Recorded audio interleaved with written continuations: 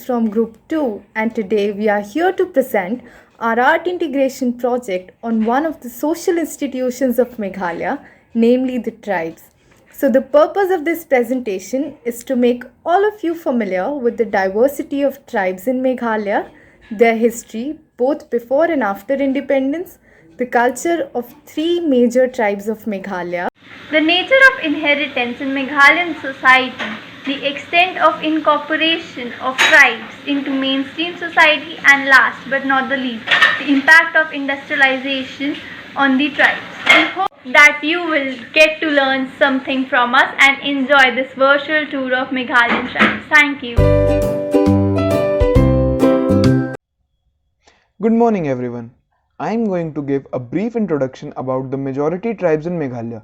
If we see, there is a vast diversity within the tribes of Meghalaya, from east to west, from Garos to Jaintias. Talking about the Garo people, they belong to Bodo family of Tibeto-Burmese race, practice a matrilineal structure of society.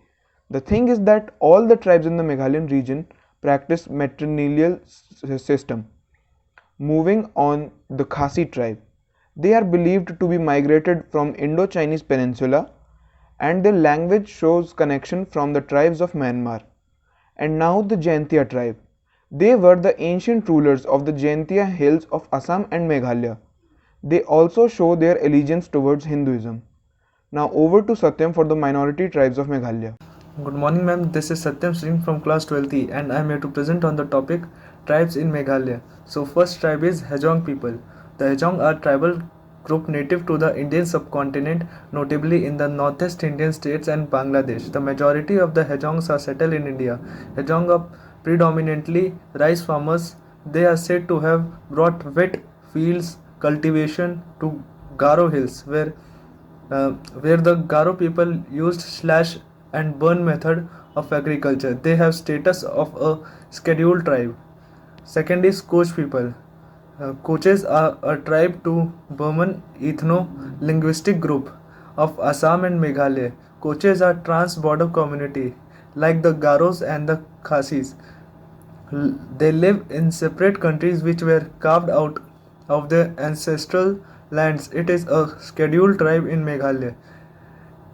India. Koch language belongs to Tibet Burman linguistic group.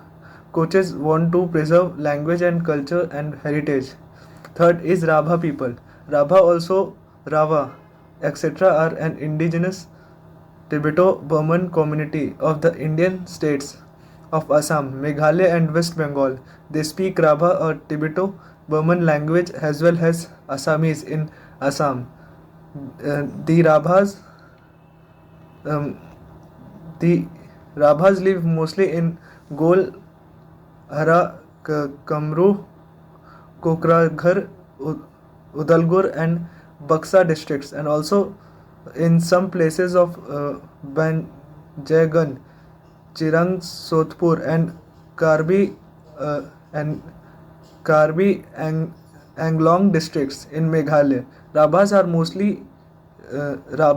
are Rabhas are mostly found in Garo Hills district in West Bengal. Rabha people mainly live in Jalhaigur district, Alipur Dwar district and Koch Bihar district. The whole area of eastern and western Dwars may be termed as cradle land of the Rabhas. Fourth is Boro people. The Boro is the largest ethno-linguistic group in the Assam state of India. They are the part of Greater Bodo Kachari family of ethno-linguistic groups and are spread across northeastern India. They are concentrated mainly in the Bodoland territorial region of Assam, though Boros inhabit all other districts of Assam. Boros are officially identified as Borokachari scheduled tribe under the constitution in India. Thank you. Good morning everyone. This is Sohani Singh and I'll be presenting the topic History of Tribes Before Independence through an HTML program. So here we take a look at the origin of tribes. Meghalaya's main ethnic communities, each having its own distinctive customs and cultural traditions, are the Khasis, Garos, and the Jaintias. Let's first look at the Khasis origin. Renowned linguists Suniti Kumar Chatterjee, P.R. Curtin, J.H. Hutton, their research shows that Khasis had migrated from somewhere in the Cambodia region and the Great Plains of Mekong River. They came through the traditional route of migration from Southeast Asia to the fertile valley of Brahmaputra, that is through the Patkai Hills in the east in today's Nagaland. Now let's go back and look at the origin of Garos. Both the social sciences and the Garo tradition claim that the Garos migrated from Tibet into the area that would become northeast India. In the absence of formal historical records, we can nevertheless learn something of the Garos' origin in the distant past. Let's have a look at the Jaintia's origin. There are no known facts about the Jaintia tribes, but it's believed that people were of Khasi origin. Now let's take a look at the struggles against British of each ethnic group. The British had imposed their system and way of working on the tribals. The tribal communities suffered when the British declared forests as a state property. Forests were declared as reserved and protected. The tribal chiefs lost many of their administrative powers and had to follow the rules which were formulated by British. They were also exploited by the traders and moneylenders, and the people, the tribal groups who migrated from distant places, were recruited at extremely low wages and prevented from returning to homes. Now let's look at the struggles of Khasis against British. Anglo-Khasi War was part of the independence struggle between the Khasi people and the British Empire. The war started with Tirat Singh's attack on a British garrison that disobeyed the orders of the Khasi king to stop a road construction project through the Khasi Hills. Here is a picture of Tirat Singh. His ability to inspire the leaders and the cadre came in for high praise even from the enemy. Tirat Singh was an astute organizer and tactician. During his battles with the British, he organized the Khasi warriors. He and his band of dedicated warriors conducted night raids on the British outpost, and large units of British military contingents were ambushed and massacred. Singh's guerrilla warfare, probably the first of its kind in India, worried the British. Now let's go back and look at the struggles of Garos against the Sonaram Sangma and Po Togun Nengminza are the two Garo leaders well known in Garo Hills for organizing anti-colonial resistance in the late 1800s and early 1900s. Here is a picture of Sonaram Sangma, who fought for the Garo people, rights to land and forest against the British, and here is a picture of Po Togun Nengminza, who died in 1872 fighting the British. Po Togun Nengminza organized Garo people for direct confrontations with the British army as they tried to annex the region. In 1872, he and many other brave warriors were shot and killed by British soldiers as they fought to halt a British incursion into Garo Hills. A proponent of non-violent agitation and self-abnegation, Sonaram Sangma devoted his life to restore Garo people's ownership over cultivable lands and reserve forest. Sonaram also fought to abolish the Vegar system, or forced labor practiced by the British colonial administration. Now let's go back and look at the Jaintia's struggles against British.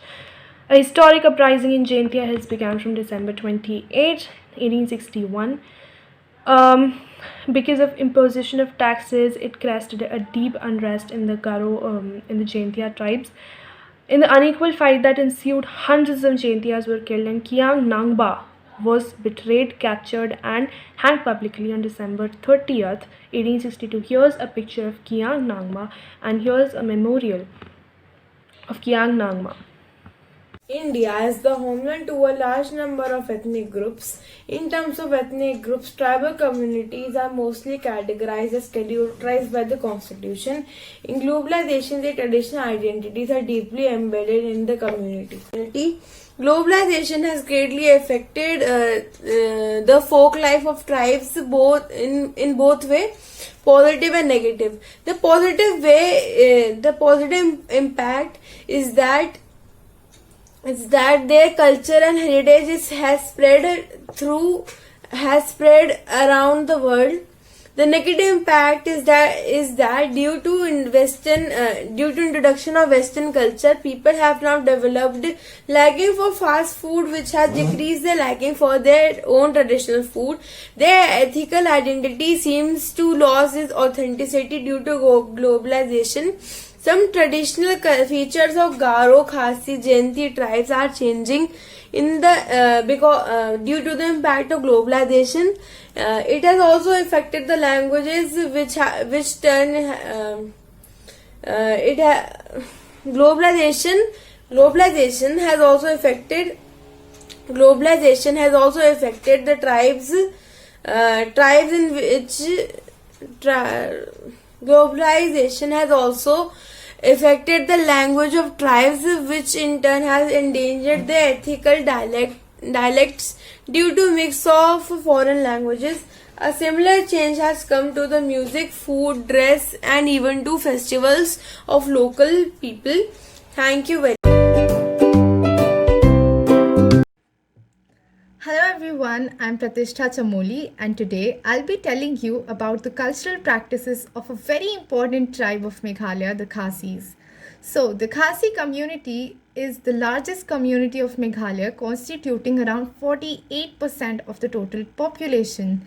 They are also among the very few Austroasiatic speaking people in South Asia, and also under the Constitution of India, they have been granted the special status of scheduled tribes. So now I'll be telling you about their culture using certain subtopics. So the first of them is dress. So the traditional Khasi male dress is known as jimphong, and it is a long sleeveless coat which is bound by thongs in the front. Although nowadays most of the Khasi men have started wearing western dresses, but they do wear their traditional dress on festive occasions, and for that purpose they also wear an ornamental waistband, and they might also wear a turban on which feathers are attached. Now talking about the traditional female dress, so that is called as a jansem or dhara. So it is made up of several pieces of cloth which are tied together to give the body a cylindrical shape.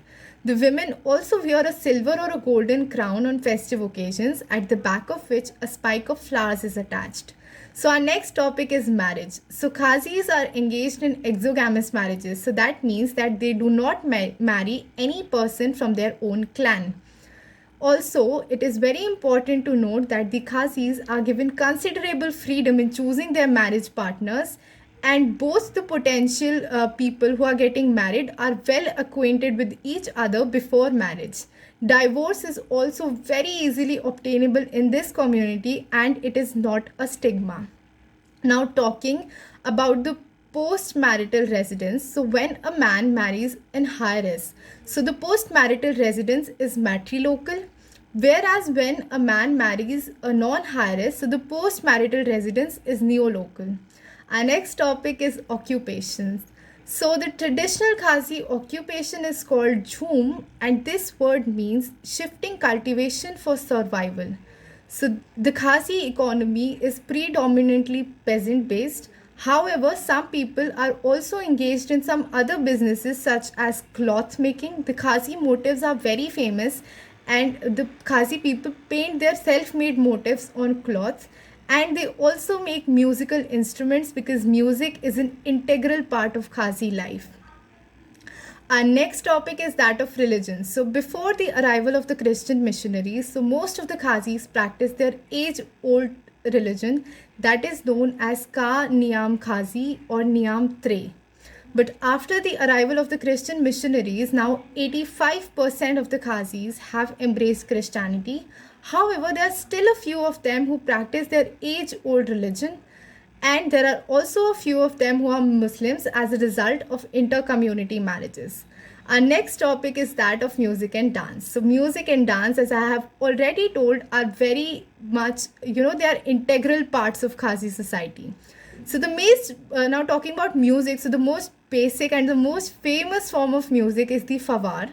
So it is a type of music. So it is a type of chant actually, not a music. So it is composed on the spot, impromptu to suit the occasion. So dance is also at the very heart of Khazi people, and it is performed annually to celebrate the agricultural seasons. So now I'll be talking about a few Khasi festivals. Actually, the most important of them, which is known as Ka Shad Suk Min Sim. So this festival is celebrated annually during spring to celebrate harvest and sowing.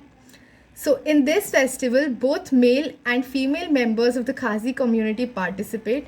However, there is a rule that the females who are participating have to be unmarried. Thank you so much. That was all, and I hope all of you have got to know something new from me today. Garo tribes. Garo tribes are the indigenous Tibet-Burman ethnic group of the subcontinent of India. In India, states like Tibet, Assam and Meghalaya have Garo tribes, and in Bangladesh also they are present. They are also known as the Chikmande, which means hill peoples. The name Garo is given to them by the non-Garo people. And in India, if we talk about Garo tribes, there are around 8 to 1026 population, and the language that has been spoken by them is Garo. The religion that Garo tribe follow is Christian and Sanskrit, and the related people like them in Meghalaya are Bodo and Khasi. Dividing Garo tribe further, we'll firstly talk about the family that Garo tribe have. They follow matrilineal family system in which women plays a prominent role in their family. Secondly, the ornaments that Garo tribe wears. First is sisa, these are the brass rings worn in the earlobes. Secondly is the nadirang, these are the brass rings worn in the ear. Third is natapati, that is the strings worn in the upper part of the ear. Fourthly, Jacksons. These are the bangles, and fifthly, repokes. These are the necklaces. Juxees. That are the elbow ring. And now, talking about the clothes that Garo tribe wear. The traditional clothes of Garo tribes are the Dhakman and Dhaksari. And now in the modern era, they also wear preferring jeans, t-shirts, pajamas, and etc. Now, talking about the weapons that Garo tribes have, they have their own weapons that they have made, and one of them is the two-edged sword called Imil M, and of one piece of iron from hilt to the point. There are many other weapons also that are being used by Garo peoples like shield, spear, bow, arrow, dagger, etc. Now, talking about the foods and drink that Garo people drink and eat, they eat maize, they eat rice, and also they eat tapioca. They are very liberal people. They rear cows, goats, and pigs, etc. They eat deer. They also eat wild pig, and also their food contains fishes, crabs, etc. They also made their own liquor, which is known as mini bichi, which is made by the fragmented rice. Now, talking about the festivals that Garo tribe celebrate. One of the famous festivals that Garo tribe celebrate is Vaghala. Vaghala, it is the festival that is being celebrated in the month of October to November. And this festival is celebrated as a thanksgiving after harvest in honor of the god Shaligon. And they also include other festivals like Magoa, Agalmanka, etc. Now, talking about the music and dance of Garo tribes. The famous musics of Garo tribes are Dodora, Dimdim, and the famous instruments of Garo tribes can be furtherly divided into 4 to 5 types, such as the earphones, aerophones, chordophone, and membrophones, and the dance form war dance. Now, talking about the professions or Garo tribe. Professions, they basically rely on the nature as they are tribal people, and their profession is hunting only. But now, as years have gone, in past 50 years, they are engaging in government as well as non-governmental jobs.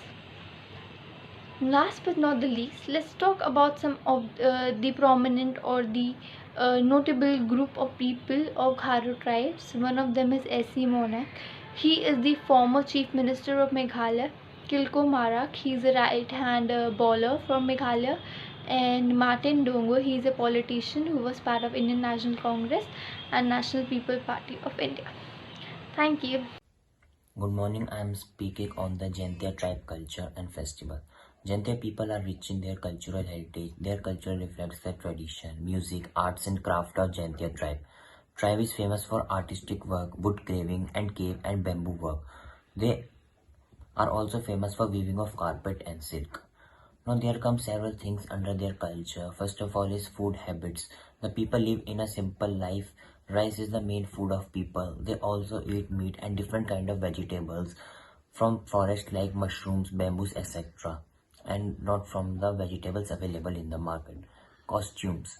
Dresses of the people include stam and subject etc. for the ladies and use pong etc. for men. Ornaments include paila, khoila, khadu etc. are worn by men and women by festivals. Music. People of the district are fond of music. Through music, Prar people express their praise for the rivers, hills, valleys, mountains, land, etc. Traditional musical instruments include ditara, nakhra, etc. Thank you. Good morning, everyone. My name is Anushka Srivastav. So, the youngest daughter of this society who inherits the ancestral property holds a pivotal role of looking after the welfare of her parents in their old age as well as the welfare and education of her siblings. Some Khasi men perceive themselves to be accorded a secondary status.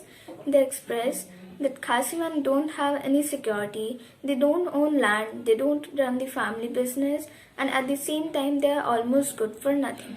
While the society is matrilineal, it is not patriarchal. And even now in the Meghalaya and Legislative Assembly of Meghalaya or Village Panchayats Council, the representation of women is minimal. And in the male century, Dorbar Shanong, which is the basic political arm of this tribe, women are not permitted to hold office. Thank you. Good morning everyone, myself Anushka Sharma of class 12th E, and through my drawing I am giving a special emphasis on matrilineal nature of Meghalaya. Women have a dominant role in matrilineal society of Meghalaya. The youngest daughter of the family, Khau Khada, inherits all ancestral property.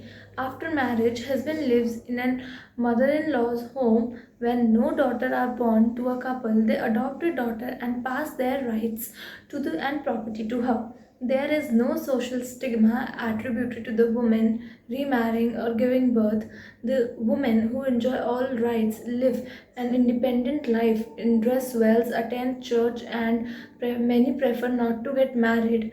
They enjoy total security unlike the rest of the country. In 1994, Beena Agarwal, an Indian economist, compared characteristic features of the Garo and Khasi family. She reported that Garo practice matrilineal inheritance, matrilocal postmarital sex by a woman, acceptance of premarital residence, a preference for a cross cousins marriage, acceptance of premarital sex by a woman. Thank you. Good morning, ma'am. I'm Pratham Jha of class 12th. Today, I will be speaking on integration and autonomy of tribes into mainstream society. The approaches to tackling problems in India are torn between policies of integration, assimilation, and autonomy. The tribal population has remained aloof from the mainstream society in the past. They have their own political, social, and economic setup that is not integrated with that of a larger society. After independence, the constitution framers sought to maintain this autonomy through the 5th and 6th schedule of the constitution. Assimilation can be seen either from the point of view of tribes or from the dominant Hindu mainstream. From the tribes' point of view, apart from the extent of assimilation, attitude towards Hindu mainstream is also. Good morning everyone. I am Anshika Sharma of class 12th presenting you upon the topic autonomy and extent of integration into mainstream society. So according to the Hindu society, tribes are maybe viewed in terms of high status and majorly low status. Although the early anthropological work of colonial era had described tribes as isolated communities, colonialism has major impact in the world on the political on the political and economic front. Tribal societies are faced with the incursion of moneylenders losing their lands, access to forests because of the government policies of reservation of forest, and the introduction of mining operations. Following the various rebellions in tribal areas in the 18th and 19th century, the colonial government set up excluded and partially excluded areas where the entry of non-tribal was prohibited and regulated. In these areas and the British favored indirect rule through local king. The integrationist argued that tribals were merely backward Hindu and their prohibited had to be addressed within the same framework as the backward of the other classes. Thank you. So this is Harsh, and I'll be discussing about the impacts of modernization and industrialization in the tribal community. As a result of industrialization, there is a rapid increase in the urban population. This has resulted to various problems such as involuntary displacement of human population, loss of traditional sustainable livelihoods and the land holdings, and increase in ecological imbalances in the region. With the pace of development, there is a social cleavage between the tribals and the rest. The impact resulted in both positive and negative ways in values, perception, attitudes, behavior, and the lifestyle of the people. The British Empire annexed its position in the Khasi Jantiat Hills in the early 19th century, 1829. The establishment of heavy industries, construction of dams, launching of development plans in tribal zones caused displacement of thousands of tribal families from their traditional habitats. Compensation was supposed to be provided to them in terms of money or alternative land, but not all of them got an alternative place to live. The report of the Commissioner for Scheduled Tribes for 1962-63 informed that in district of Meghalaya, around 10,000 tribal families were displaced and only 4,000 of them were allotted alternative lands. The traditional institutions were brought under the direct control and management of the modern bureaucratic system.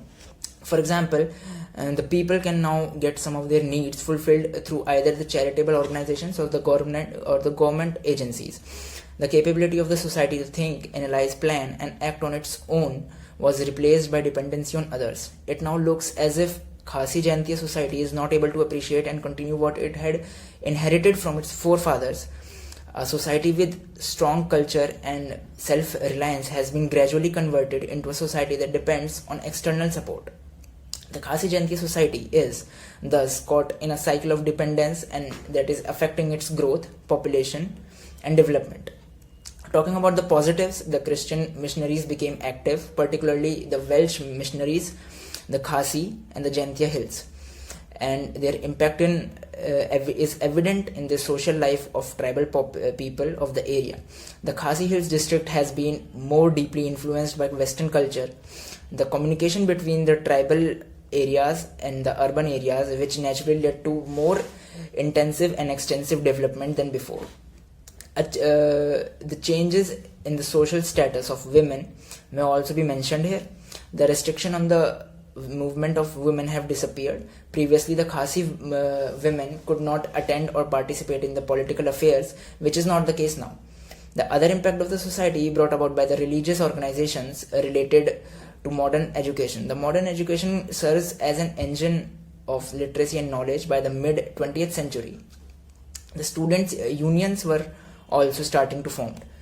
The modernization created economic disparities in various sections of the society, causing a large section of the tribal not adequately prepared to deal with the new challenges, gradually depressed into poorer sections of the society. Thus, we can see how the misunderstanding of Adivasi worldview can lead to devastating consequences.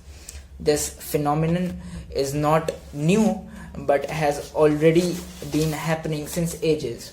In the Indian context, the state should have put special effort and understand the realities and perspective of the tribals. Thank you.